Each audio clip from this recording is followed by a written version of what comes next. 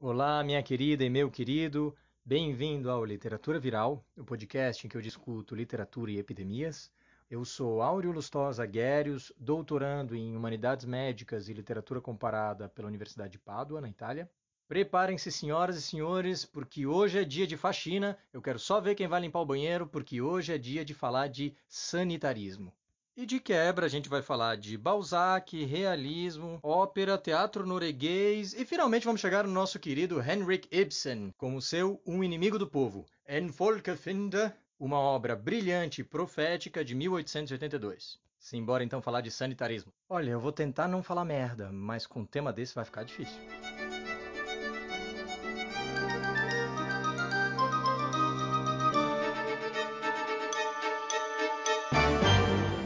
Senhoras e senhores, aqui estamos nós novamente, sem ter cumprido a nossa promessa. Porque eu deveria ter discutido, além de Picasso, o nosso querido Henrik Ibsen no episódio passado. E olha, eu devo admitir a vocês que os episódios estão cada vez mais rebeldes. Toda vez que eu tento botar as rédeas na situação, eles dão um coice, eles se debatem e eles não querem caber na meia horinha, nos 45 minutos que eu gostaria. Mas hoje eu prometo que eu vou falar do nosso querido leãozinho norueguês, nosso Henrik Ibsen e o seu profético Um Inimigo do Povo. E você já vai perceber por que eu estou chamando ele de profético. O Ibsen é uma espécie de combinação do Nostradamus com a mãe de Ná. Mas antes, eu vou ter que falar de outras coisas. E eu gostaria de retomar uma ideia que eu apresentei no episódio anterior. Quando a gente discutiu a pintura, ciência e caridade do nosso querido Pablito Picasso, me chamou muito a atenção o fato de que não se trata de uma pintura cubista, não é uma pintura experimental. Muito pelo contrário, é um momento de formação artística e pedagógica, inclusive, do Picasso, que aos seus tenros 15 anos se contenta de seguir a moda do momento. E essa moda é o realismo. E há duas coisas que eu gostaria de pescar no açude do episódio passado. A primeira delas é justamente esse termo, realismo, porque é um conceito que a gente usa bastante na literatura brasileira, né? Quem não sabe, meu Deus, Machado de Assis, o realismo. E depois tem o naturalismo, a Luiz Azevedo. Esses grandes termos, eles têm que ser sempre tomados com alguma cautela, porque sim, de uma certa forma, eles oferecem uma oportunidade de agrupar e perceber semelhanças entre grupos de autores. Mas por outro lado, eles às vezes podem obscurecer, justamente por oferecer essa catalogação, eles podem impedir que a gente perceba outras relações que vão para além dessa caixinha em que a gente está encaixando esses autores. Então essas grandes palavras classificatórias, taxonômicas, para usar uma palavra bonita, né? Romantismo, realismo, modernismo, etc., muitas vezes servem para muitas coisas, a gente precisa delas para se entender, mas a gente sempre tem que usar elas com cautela e relativizar muitas coisas nos momentos em que a gente aplica essa catalogação. O caso é que nós somos macaquinhos que adoram colocar coisas em caixinhas. E essas caixinhas são muito importantes na hora de ajudar a gente a olhar para o mundo e explicar o caos do mundo. Mas a gente sempre tem que levar em consideração que, eventualmente, elas possam, inclusive, ser uma limitação. E talvez seja por isso que a gente vê na academia um processo algo constante de construtivismo e deconstrutivismo, né? De estruturalismo e desconstrução. E vejam que o que eu proponho aqui no Literatura Viral também faz parte de um certo movimento de desconstrução. Porque o literatura viral tenta ir além do que são estritamente os estudos literários, para englobar história, história da arte, até alguma coisa de antropologia e sociologia e ciências da saúde, né? Então, essa natureza interdisciplinar é uma tentativa de combinar várias expertises, né, para lutar um pouco contra a excessiva especialização da pesquisa científica. Essa busca, então, por uma interdisciplinaridade que combine ciências humanas e ciências da saúde é justamente o que acabou formando as humanidades médicas, o campo em que a minha pesquisa se enquadra e em que se enquadra, inclusive, o literatura viral. Então, tudo isso para dizer que eu quero ver mesmo o muro cair, o circo pegar fogo, e é por isso que o Pink Floyd não sai dos toca-disco aqui em casa. Agora que você já está preparado para relativizar todo o conceito que eu discuti a partir de hoje nesse podcast, a gente já pode voltar a falar de realismo. E o realismo, enquanto escola artística, é um termo que já tem os seus 50 anos de idade no momento em que o Picasso pintou o Ciência e Caridade, 1897. E ele vai aparecer não só em pintura, mas em literatura, no teatro, nas óperas e mais tarde no cinema. E uma das pedras fundamentais sobre a qual se baseia tanto dessa metodologia, dessa forma de produzir arte e que abraça tantas mídias, né, tantas tradições diferentes, essa pedra fundamental é a obra de Honoré de Balzac, a Comédia Humana, né? La Comédie Humaine. O Balzac era completamente doido, muito louco, e nos seus 51 aninhos, ele escreveu o número módico de 94 obras completadas e 48 inacabadas. Tá de boa. Coisa que leva a gente a se questionar de que planeta que ele veio. De certo, ele caiu da nave quando estavam construindo ali as pirâmides, vai saber, né? E talvez alguns de vocês considerem exagerado eu dizer que o Balzac causou uma micro-revolução, uma certa avalanche dentro da arte europeia e posteriormente em outros lugares do mundo também.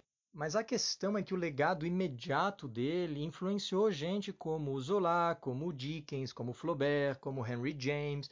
Então, escritores de grande peso e que, por sua vez, também tiveram um enorme impacto. Ninguém menos que o Otto Maria Carpo diz que a história do romance deveria ser dividida em antes de Balzac e após Balzac, né? Há muito o que se dizer sobre isso. Mas a questão é que o projeto do Balzac é realmente, efetivamente megalomaníaco. Essas 94 obras, mais as 48 inacabadas, foram escritas em um momento em que não existia Ctrl+C, Ctrl+V, minha gente.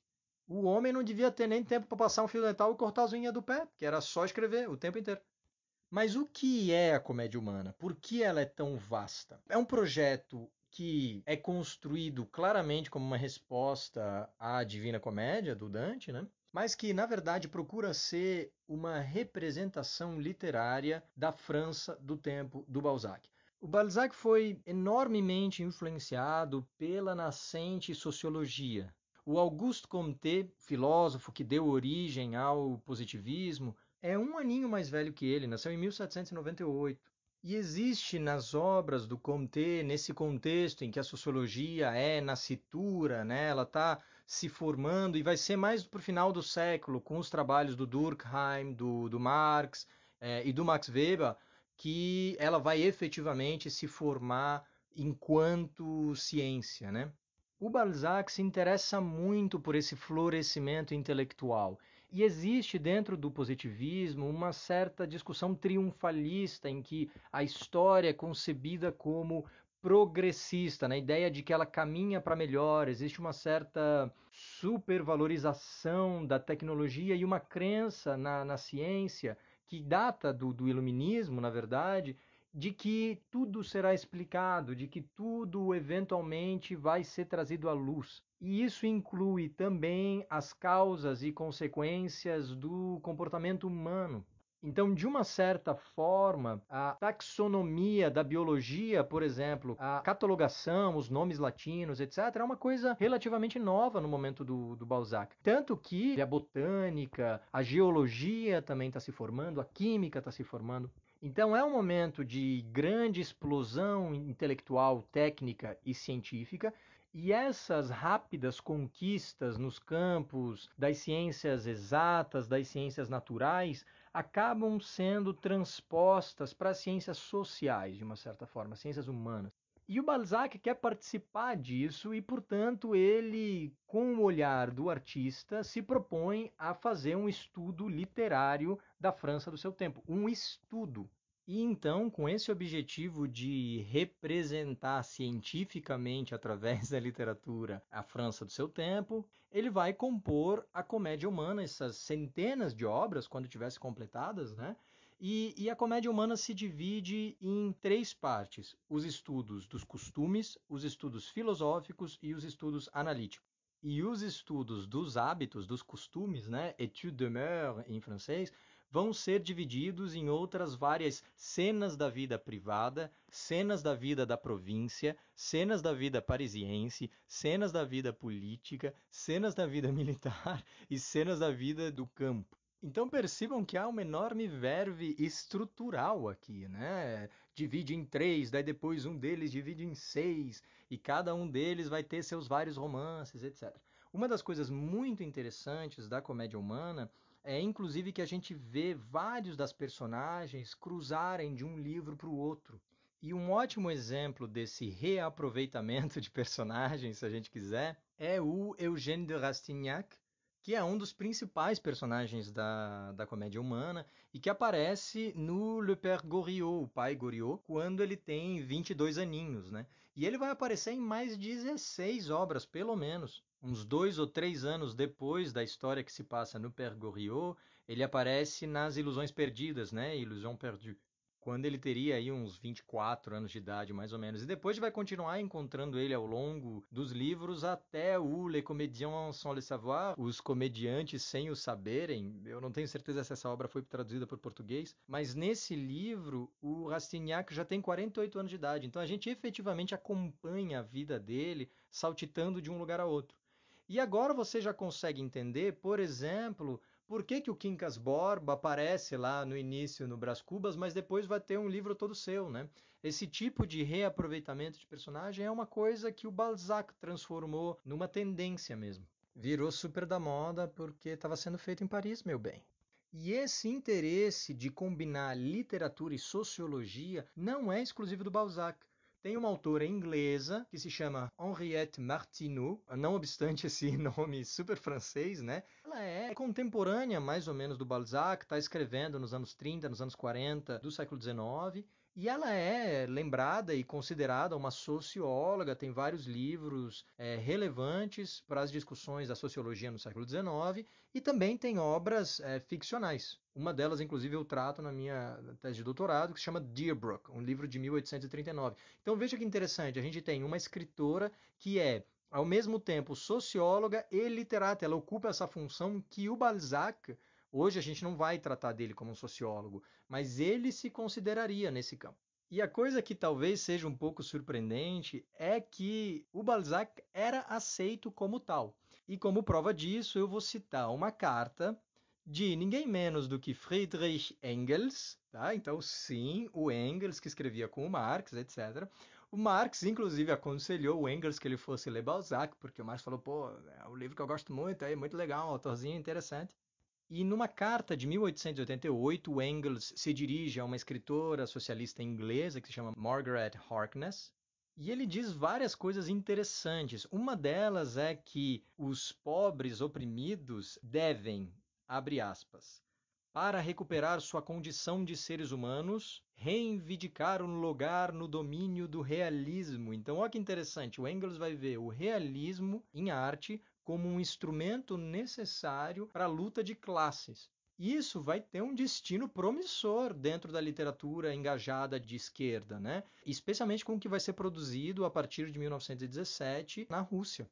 E, na verdade, até antes disso.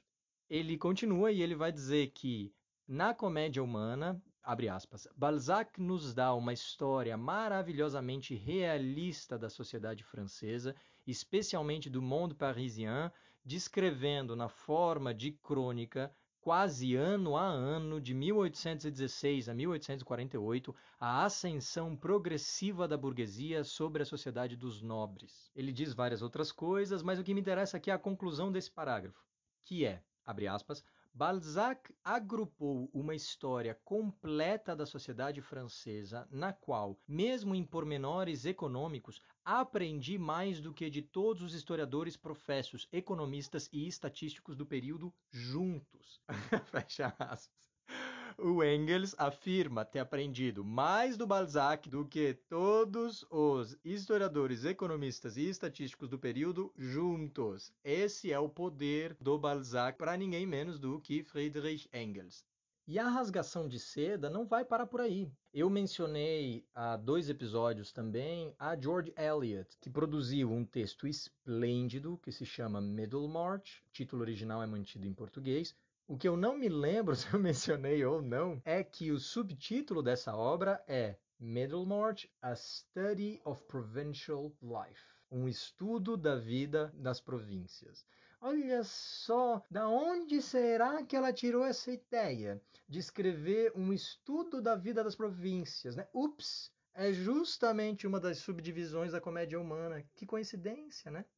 Então é assim que o Balzac vai lançar moda, e essa ideia de estudar a realidade que vai se ver como em oposição às Gothic novels que existem, né, nesse mesmo momento, das histórias de terror, pensa em Drácula, ou grandes contos de aventura no Oriente, etc.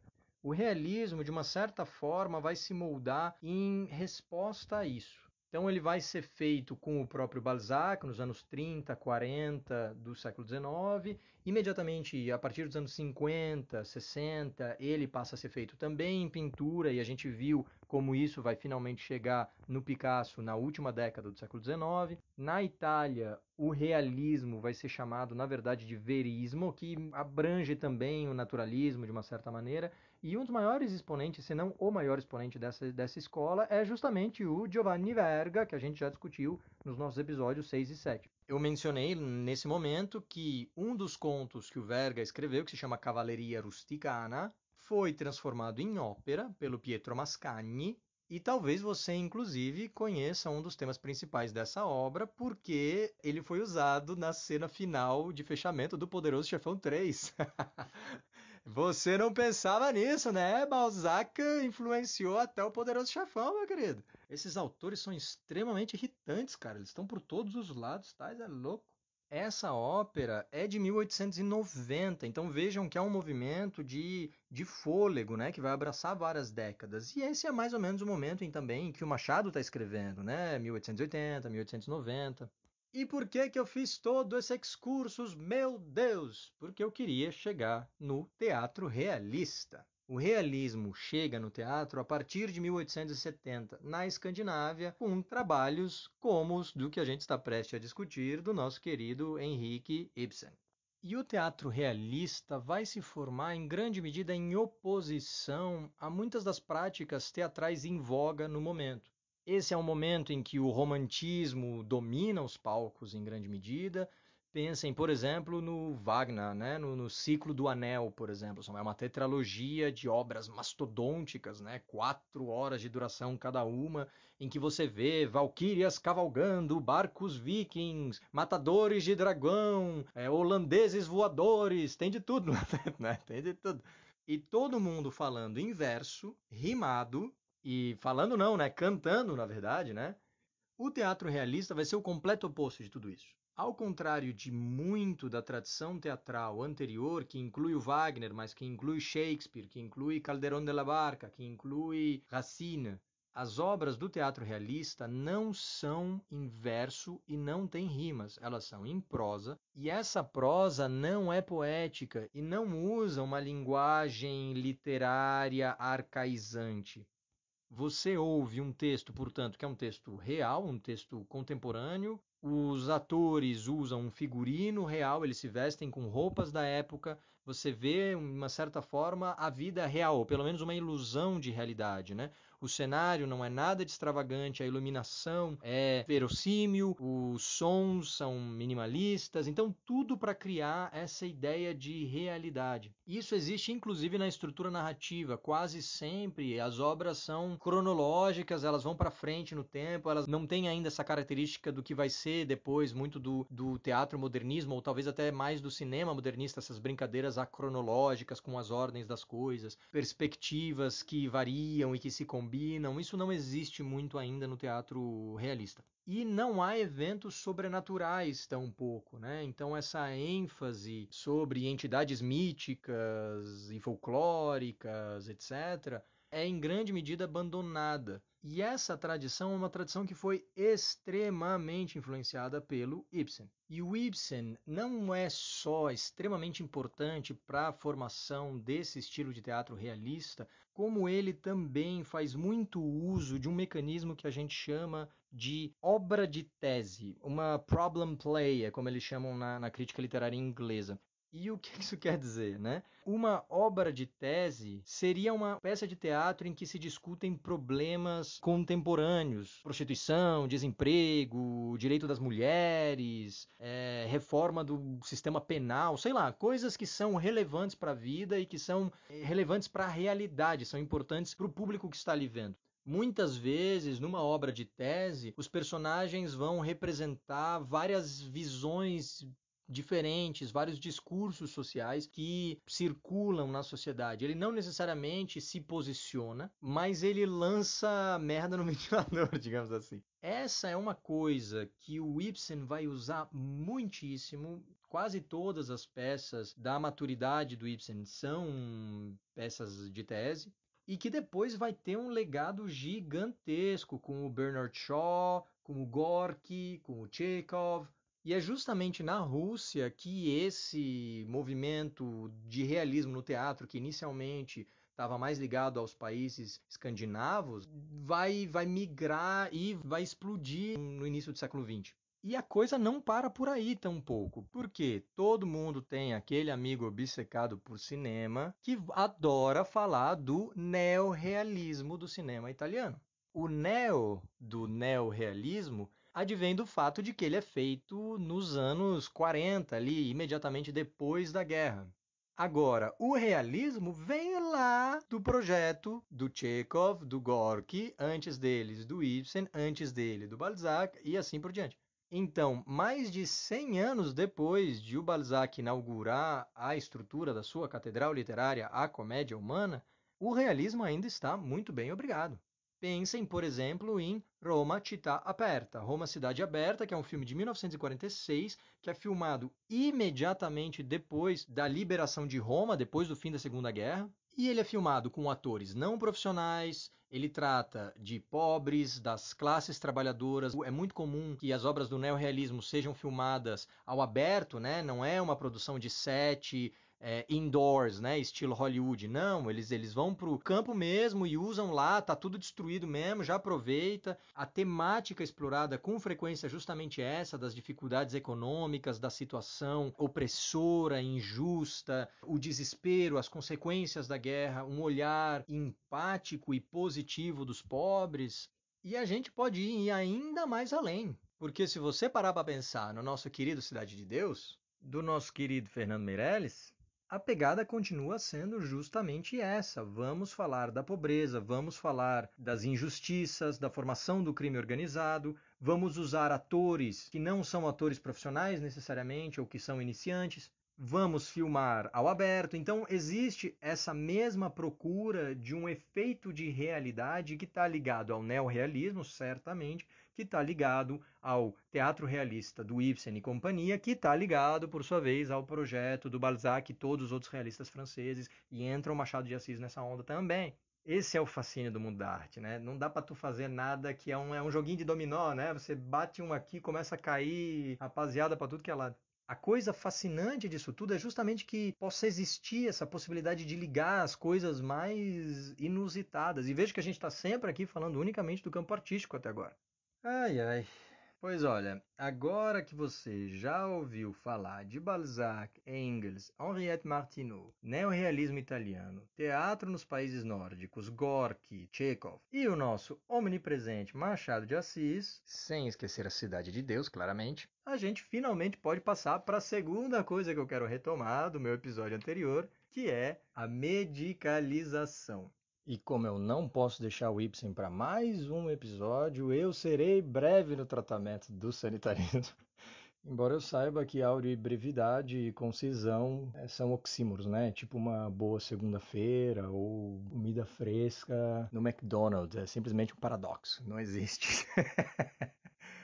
Mas mesmo assim eu vou tentar. E eu vou partir discutindo aquele conceito de medicalização, que é um fenômeno histórico do século XIX que está atrelado ao desenvolvimento técnico-científico e médico, que foi efetivamente acelerado nesse momento. A Revolução Científica começa em torno de 1400, 1500, mas ela vai ganhando momentum, né? E é o século XIX que vai ver o nascimento de muitas das ciências que vão verdadeiramente alterar a nossa relação com o mundo completamente, né? Não é à toa que se fala em revolução científica. Esse enorme desenvolvimento científico perpassa também a medicina, que começa a desenvolver muitos dos instrumentos que a gente habitualmente associa aos médicos. O estetoscópio, por exemplo, que é um enorme símbolo da medicina, né, é um instrumento que é desenvolvido para o tratamento da tuberculose na França em meados de 1800. A revolução bacteriológica começa com os trabalhos do Pasteur em torno dos anos 60. Isso vai possibilitar uma completa revolução na forma como cirurgias são feitas por causa das pesquisas do Lister na Inglaterra, que estão relacionadas com as do Pasteur. Em 1882, o Koch vai descobrir o bacilo da tuberculose. Em 83, vão descobrir o bacilo da cólera, e assim por diante, né? E esse enorme desenvolvimento e florescimento científico não se limita somente à ciência, ela afeta todas as áreas da vida, da sociedade e da economia, porque existe também um desenvolvimento técnico paralelo que está propulsionando a industrialização. A gente está efetivamente vivendo a revolução industrial, que é a maior mudança na forma de organização das sociedades humanas, que só perde para a revolução agrícola lá no Neolítico, quando a gente deixou de ser caçadores e coletores e passamos a ser agricultores. Essa sedentarização de uma vida que era até então nômade alterou a história humana como poucas outras coisas o fizeram. Então, a final para ganhar o campeonato de quem alterou mais a história da humanidade, certamente vai ser uma luta de pesos pesados em que a Revolução Agrícola e a Revolução Industrial vão ter que se socar pelo título. Nas aulas de história, a gente gosta de enfatizar revoluções políticas, né? A Revolução Estadunidense, a Revolução Francesa, a Revolução Russa, etc. Mas, na verdade, elas são imensamente importantes. Mas, do ponto de vista da história global da humanidade enquanto espécie, elas empalidecem um pouco em confronto com essas duas. Daqui a 200 anos, quando não existir mais vida nesse planeta, o verdadeiro culpado vai ter sido a industrialização e não uma revolução política aqui ou ali. Essas conquistas científicas e tecnológicas, então, que estão se desenvolvendo ao longo do século XIX e que são acompanhados por um enriquecimento desenfreado da economia global, fazem com que a medicina passe cada vez mais a ter mais respeito perante a sociedade e, na verdade, ter mais poder. É ao longo do século XIX que o médico faz uma carreira meteórica e deixa de ser motivo de riso e passa a ser uma das autoridades mais respeitadas pela sociedade. E essa trajetória pode ser observada de várias maneiras. A gente poderia olhar renda média de um médico em início de 1800 e renda média de um médico hoje, por exemplo, para ver como esse crescimento se dá, com correções históricas, etc. Mas a forma que eu estou propondo aqui é fazer isso através da ficção, né? Eu tenho um episódio que se chama lá O Médico Superstar, de charlatão a astronauta. Vejam que até astronauta a gente não é para que deixar para os engenheiros, né? Vamos deixar para os médicos. Enquanto que para os gregos a figura central da épica era um herói no campo de batalha, alguém com uma espada na mão, besuntado em óleo, guerreando, né? Ou enganando ciclopes, etc. Para as nossas expectativas ficcionais de hoje, esse herói usa jaleco e um bisturizinho. E esse processo de enorme ascensão é chamado de medicalização. A medicalização se deu por vários motivos. Eu já mencionei um deles, é o desenvolvimento da anatomia. Outro motivo é a nova forma como a medicina é ensinada agora dentro dos hospitais, com uma nova ênfase sobre a prática e não sobre a teoria, como era no Renascimento e no Barroco. A gente vai discutir isso mais para frente em maiores detalhes. Mas um dos fenômenos mais importantes no processo de medicalização é o nascimento do sanitarismo. Até 1870, 1880, não se tinha muita certeza do que causavam doenças. Se falava em teoria hipocrática, se falavam em miasmas, mas a verdade é que a medicina tinha pouca eficácia efetivamente na hora de lutar contra essas mazelas. O verdadeiro divisor de águas no processo de medicalização vai ser a revolução bacteriológica, mas é possível argumentar que essa revolução bacteriológica só foi possibilitada por causa de um outro fenômeno precedente outorgou aos médicos. E esse fenômeno é a sanitarização. Pensem comigo, os miasmas são o fedor, a fumaça, esse cheiro de decomposição que emana dos pântanos, que emana do lixo, que emana da sujeira. Se é isso que causa doenças, como é que eu vou combater uma doença?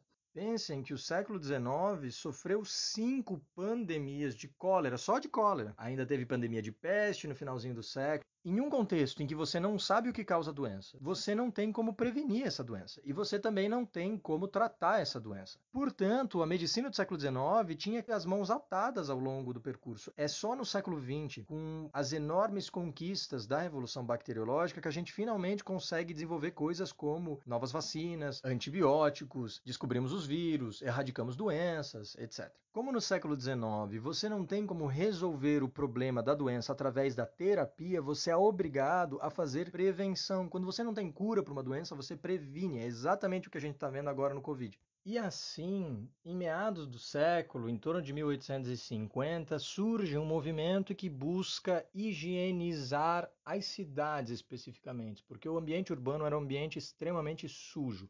Esse movimento é um movimento sanitarista, eles querem sanitarizar. Então existe uma verdadeira cruzada social contra a sujeira. Isso envolve dezenas de grupos em dezenas de interesses. O que importa para a gente agora é que o movimento sanitarista, eles resolvem construir esgotos, estações de tratamento de água, incentivam a população a lavar as mãos, a tomar banho, descobrem produtos antissépticos, popularizam o uso desses produtos de higiene da casa. Todas essas medidas e muitas outras têm um impacto profundo na saúde da população de modo geral. E é um dos motivos pelos quais as taxas de mortalidade passam a cair e a taxa de expectativa de vida começa a duplicar, triplicar ao longo do século XIX e início do século XX. Né? Então as taxas de expectativa de vida que eram de 40 anos hoje são de 60, 70 anos. E em grande medida isso se deve ao sanitarismo e a medidas de prevenção e não necessariamente a nossa capacidade de curar uma doença, mas sim a de evitar que ela aconteça em primeiro lugar. E parte desse grande fenômeno do sanitarismo, que vai envolver política, economia, cultura e vários outros domínios ainda, vai se refletir na urbanização das cidades, porque a partir dos anos 50, Paris é efetivamente colocada abaixo pelo Baron Haussmann e reconstruída quase que do zero, né? Graças a esse processo de reconstrução que a gente hoje tem a Belle Champs-Élysées, a avenida gigante que leva ao Arc do Triomphe, etc, etc. Muitos desses projetos de reconstituição, essas largas avenidas, como a gente vê em Brasília, por exemplo, foram projetadas, entre outros motivos, para permitir o fluxo de ar. Eles achavam que as doenças eram causadas por miasmas e como você luta com o fedor e com a poluição, uma das estratégias é permitir que as cidades sejam ensolaradas, que elas tenham essas grandes avenidas de respiração, né, que permitam canalizar o ar e, portanto, limpar a cidade desses vapores putrefactos. Uma outra coisa que eles fazem é plantar árvores, né? Paris é cheia de árvores, assim que nem Curitiba, assim que nem João Pessoa, né? Ai, que cidade bonitinha, toda verde. Pois é, a cidade verde passa a existir como um ideal urbanista no século XIX por causa do sanitarismo. Se a gente pensar numa cidade efetivamente medieval, como Porto ou Veneza, Amsterdã, etc., essas cidades elas tendem a ter um centro histórico que tem mais um projeto urbano parecido com o de uma favela. Não existe um plano central, elas cresceram organicamente, né? Então elas não têm grandes avenidas, retinhas, quadradinhas, como os romanos urbanizavam as suas cidades. Essas cidades da Idade Média, elas surgem organicamente. Você tem ruelas, vielas, né? Bequinhos bem próximos uns dos outros. Há muitas ruas, portanto, que são sempre úmidas, porque o sol não entra, não passa vento, então não seca. Existem claros problemas para você evacuar o lixo de contextos assim. Essa é uma realidade da cidade medieval, que vai continuar a ser uma realidade quando essas cidades se industrializam no século XIX. E aí chega um momento em que é necessário repensar esse formato. Meus queridos, vocês acharam que arquiteto e urbanista só serviam para fazer estação tubo lá em Curitiba e desenhar casa bonitinha, cheia de parede de vidro? Nananina não. Os nossos queridos amigos arquitetos e urbanistas também são heróis da saúde. Então lembre deles na próxima vez que você bater palma na janela. Combinado? E pronto, terminamos a parte do episódio. Senta que lá vem a história. Agora a gente pode passar a falar finalmente do nosso querido Ibsen. A peça que eu vou discutir aqui se chama Um Inimigo do Povo. É uma peça de 1882, escrita nesse momento, mas que só foi encenada em Oslo, capital da Noruega, no ano seguinte, 1883. Essa peça é uma provocação e ela é, na verdade, uma resposta à recepção de uma outra peça do Ibsen que foi encenada no ano anterior. Essa peça se chama Espectros, ou Fantasmas em português. Mas o título dela em norueguês, e agora que Odin me ajude a pronunciar isso aqui, Gengange. Diz aí, Google. Gengange.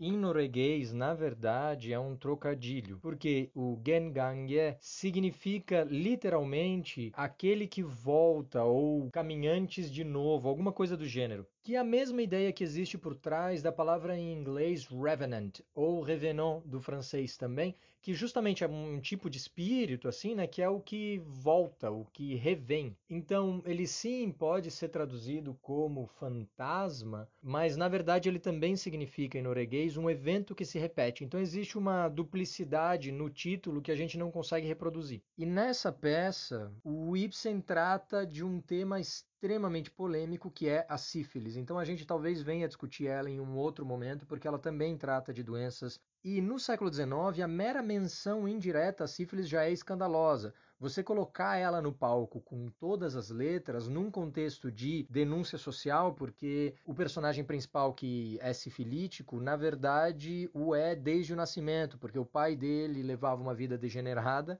mas hipocritamente era muito respeitado dentro da sociedade burguesa porque vivia essa vida dupla. E esse pai já está morto e o filho cultua a imagem do pai, então essa brincadeira do fantasma vem justamente do fato de que a fama dele, que era muito boa em vida, na verdade é completamente inócua e falsa, e isso vem do passado para assombrar o filho no presente porque ele tem sífilis, né? E a mãe dele também, claramente. E a peça faz várias menções não só ao adultério do pai, mas também a um possível incesto. E existe inclusive uma referência à eutanásia. Então, assim, é uma peça que, cara, tem muito material extremamente polêmico, mesmo para hoje.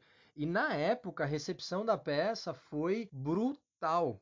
Eu vou ler um pedaço de uma crítica publicada no The Telegraph e dá para ter uma noção. Abre aspas. A peça verdadeiramente abominável de Ibsen, intitulada Espectros, é um esgoto aberto, uma ferida repugnante sem bandagem, um ato imundo feito publicamente, indecoro, nojento, quase pútrido, carniça literária.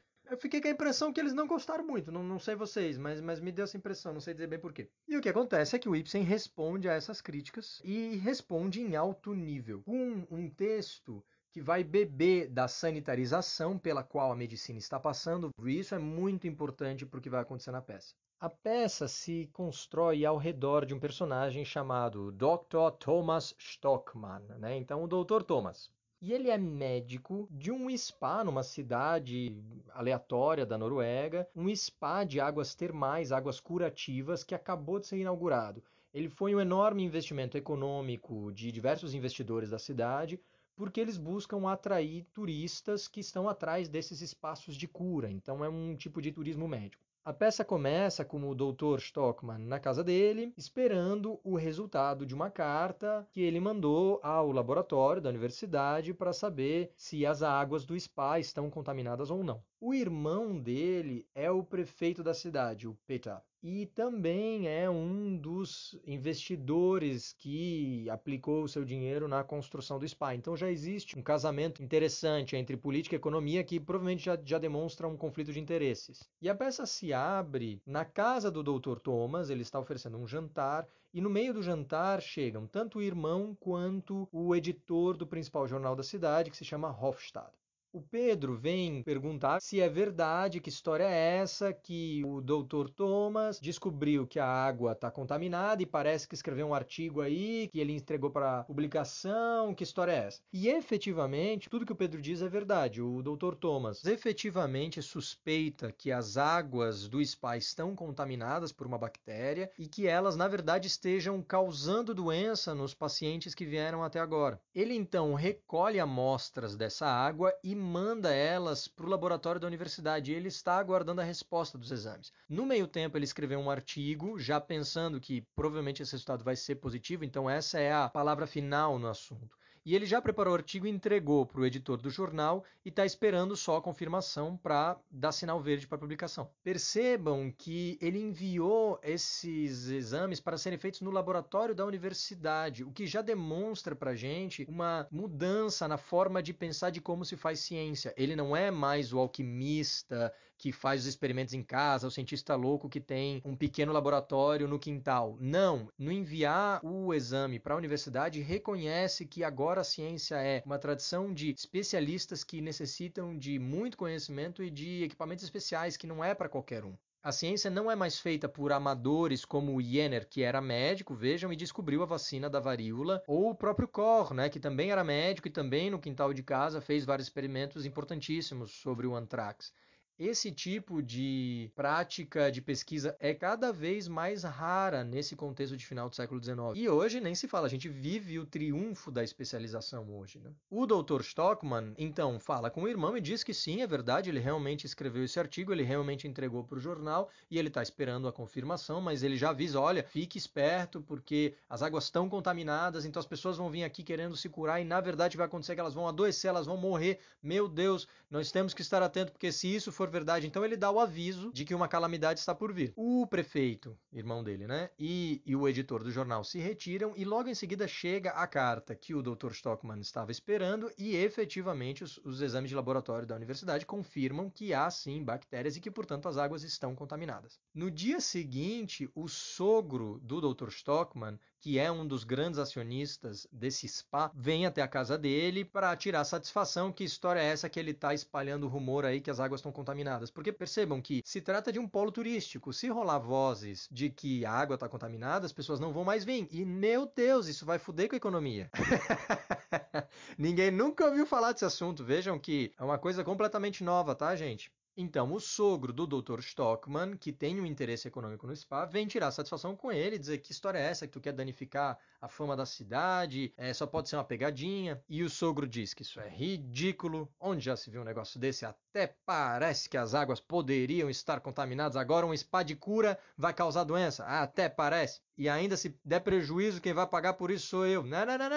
Não existe doença aí não. Ele vai-se embora e aparece o editor de jornal, o Hofstad, que elogia o Dr. Stockman e diz, não, realmente é muito importante o que o senhor está fazendo, se realmente está confirmado, eu posso publicar então o artigo. E o jornalista já se aproveita da situação porque ele diz, de fato, eu queria muito ferrar com esse governo aí, porque é um governo muito corrupto, etc. Então, o editor de jornal se interessa em defender, em politizar essa questão para, na verdade, conseguir defender os seus próprios interesses políticos. Em seguida, quem aparece, a terceira visita desse dia, é o próprio irmão do Dr. Stockman, o Pedro, o Peter.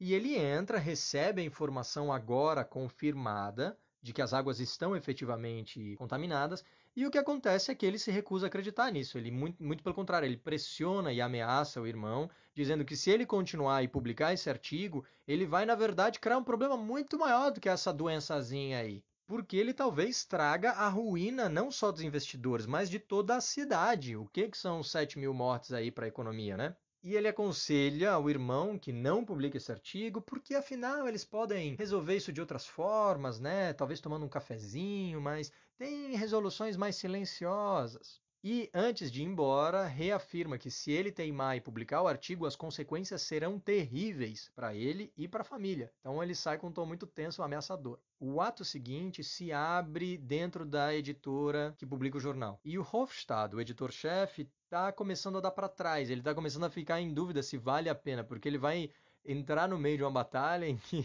ele teria muito potencialmente a perder também.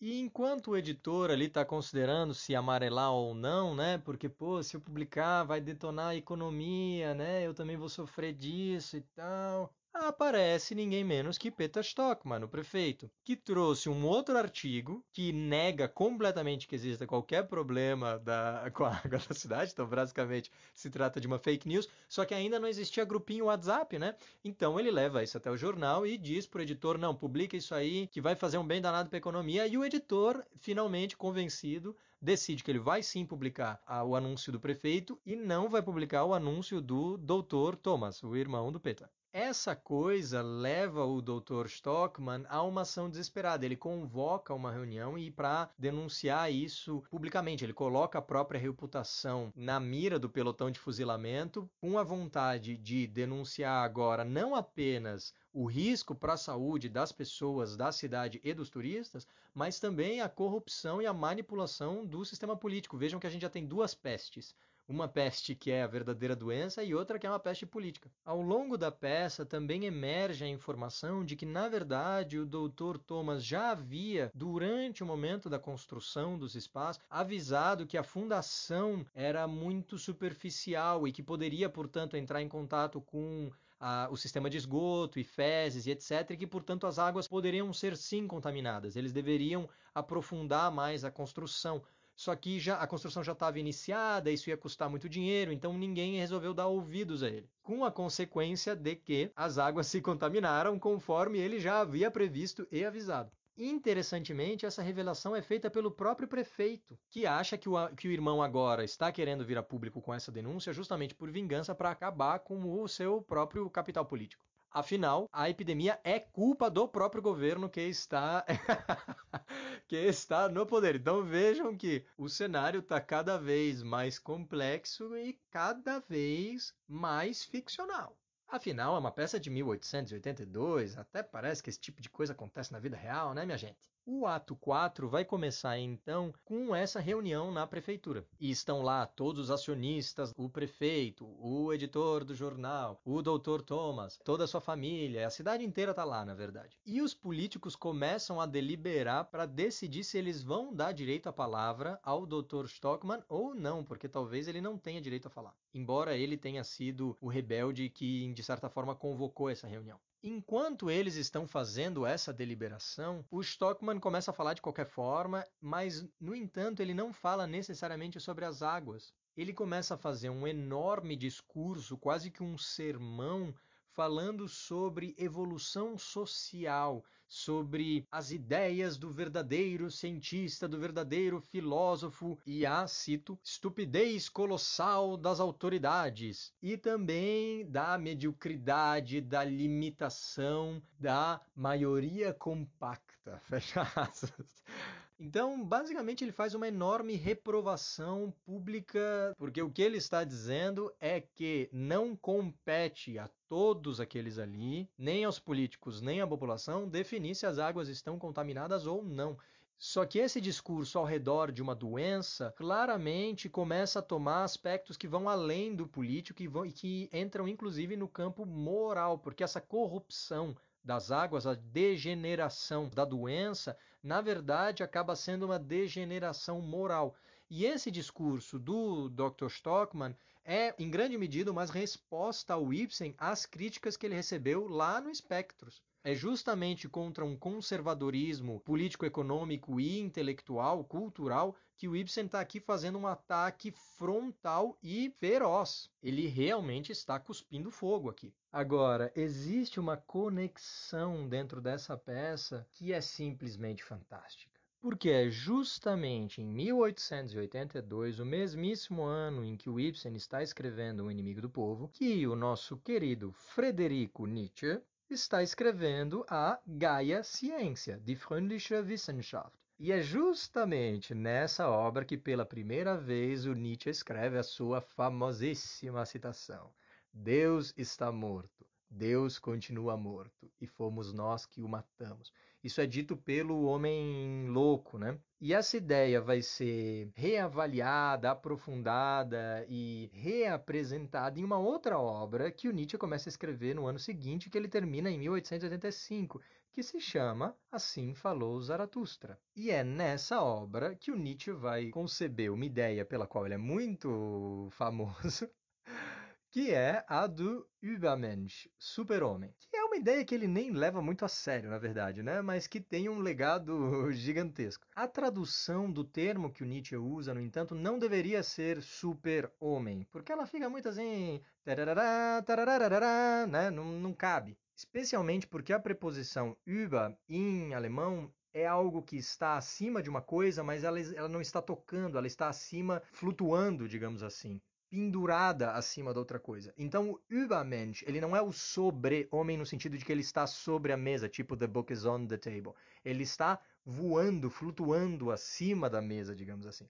Então, uma tradução legal seria o além-homem, ou algo que o valha, né? Como curiosidade, já existe uma tentativa de tradução desse termo, que apareceu num jornalzinho português aí, lá em 1912. Porque tinha um jovem mancebo em Lisboa, na época, um jovem garoto que se chamava Fernando Pessoa, e aí esse jovem rapaz publica um texto profético no jornal em Lisboa, em 1912, falando sobre a vinda de um grandíssimo novo poeta que vai ressignificar a tradição da literatura portuguesa. Não se sabe quem é, mas ele tem uma certa visão e daí ele diz, abre aspas, fatalmente o grande poeta que este movimento gerará deslocará para segundo plano a figura até agora primacial de Camões. Fecha aspas. Então, o Pessoa diz que o Camões vai passar a ser segundo plano. E esse novo poeta vai ser um supra-Camões. Vejam que esse supra-Camões, quem será que vai ser? Não sei, não tenho ideia. Até hoje a gente está se perguntando quem será que é, né? Esse imperador da língua portuguesa, né, Pessoa? Meu Deus, mistério. A questão é que esse termo do supra-Camões é uma tentativa de tradução do Übermensch, não é o super-Camões, é o supra-Camões. Então, é uma tentativa justamente de render essa ideia de que o super-homem flutua acima de todos os outros como um Übermensch. Então, meu caro Áureo, você está dizendo que o Ibsen leu Nietzsche e respondeu a ele com as peças. Não necessariamente. Existe um debate entre pesquisadores de Ibsen justamente do grau de quanto um conhecia sobre o outro. Nietzsche provavelmente não conhecia nada da obra do Ibsen, ou ouviu falar muito indiretamente.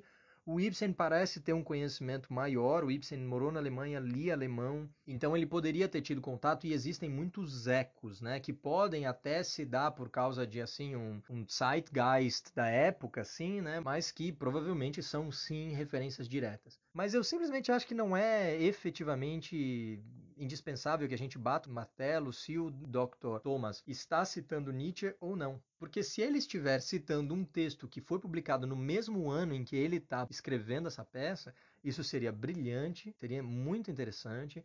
Mas se ele não tivesse citado o texto e for uma coincidência, isso também seria muito interessante e seria brilhante.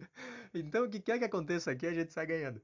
Então, continuando com a peça, o Dr. Thomas faz todo esse discurso em que ele denuncia basicamente todo mundo, porque ele chama o público de estúpido, de medíocre, de bovino, que é conduzido por essas autoridades corruptas, e ele fala da superioridade desses super-homens, que ele claramente pensa que são os intelectuais, os cientistas e etc. E existem até certos ecos de eugenia bem estranhos no discurso dele, e a gente tem que pensar que é o grande momento, o ápice das práticas do racismo científico, da eugenia, a gente vai discutir isso em outros momentos também.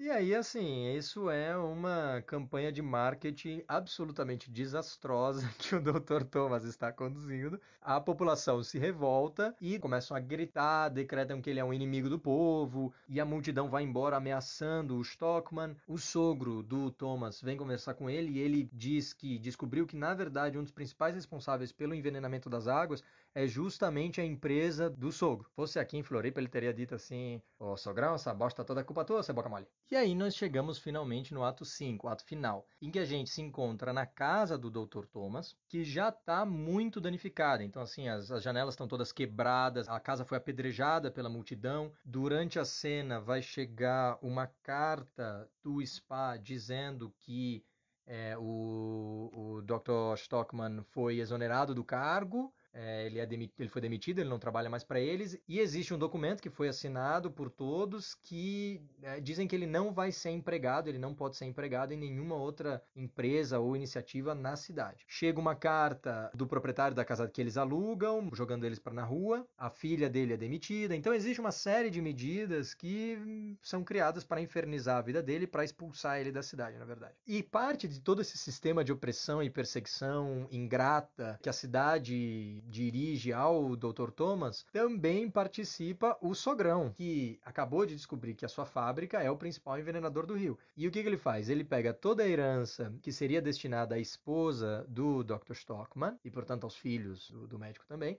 e investe no spa. De forma tal que se o Stockman continuar e vir a público com esse artigo, que ele ainda não publicou, né? Se ele perdurar e não retratar as suas palavras, ele vai estar agindo contra o próprio interesse econômico da esposa e dos filhos. Então ele quer colocar o Stockman nesse dilema. E ele se recusa, ele diz que não faz mal, que ele não vai curvar a verdade aos interesses econômicos e políticos da oligarquia e que, portanto, ele vai se ater à verdade científica de que as pessoas efetivamente vão morrer se forem se banhar nas águas do rio e que, embora a família dele esteja sofrendo como injustiçada, ele não vai retratar e defender uma mentira por causa disso. O irmão, o Peter, o prefeito, também aparece lá, tem a cara de pau, e recomenda, sim, que ele saia da cidade por uns meses, né? Quem sabe se eles retratar algumas coisas que eles possam fazer e etc.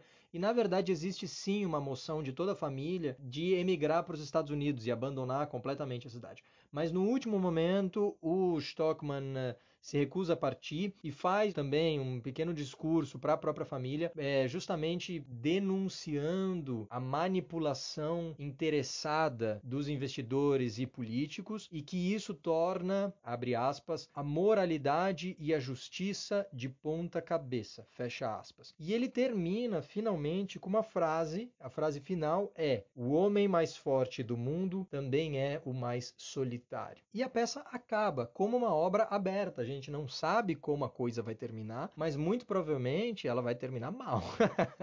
A gente tem a impressão de que o spa realmente vai ser aberto, o Dr. Stockman, não obstante ele fique lá para continuar a tentar defender o interesse da população ingrata que considera ele um inimigo do povo, e não obstante a perseguição que ele sofreu justamente por tentar salvar vidas, ele não escapa da situação e decide ficar ali para continuar combatendo. Ali no seu quadrado, né? Porque não dá para saber o que ele vai conseguir fazer. Então, por mais que o final seja aberto, ele é um final muito lúgubre, muito escuro. E essa irresolução é um dos fatores justamente que fazem que essa peça seja completamente atual. Essa peça foi escrita em 1882 e foi encenada pela primeira vez em 1883. Passaram-se 137 anos e essa peça não envelheceu um dia sequer, né? Ela poderia ter sido publicada hoje. Tudo soou muito familiar, mas não consegui chegar à conclusão do que é que se parece tantíssimo com essa peça. Mas bom, fica a dica aí. Agora, para finalizar a discussão sobre essa peça tão frutífera e relevante, eu gostaria de retomar uma coisa que eu disse lá no início, que o Ibsen é profético, né? Ele é essa combinação de Nostradamus e Mãe de Ná, que ele previu o futuro. E eu não estava pensando necessariamente no momento presente, mas sim em um evento que aconteceu 10 anos depois da escritura dessa peça. Porque em 1892 ocorreu um surto de cólera em Hamburgo. Hamburgo, que é nesse momento um dos centros econômicos mais poderosos da Alemanha e da Europa, um grande porto, com uma grande economia que não pode parar, e que era dirigida por uma oligarquia de famílias ricas que comandam o Senado. E já desde 1840 haviam planos para a construção de um sistema de filtragem de água composto de areia, porque ela consegue filtrar bactérias, que, no entanto, embora já aprovado, as verbas nunca foram liberadas nos anos 40, nem nos 50, nem nos 60, nem nos 70, nem nos 80.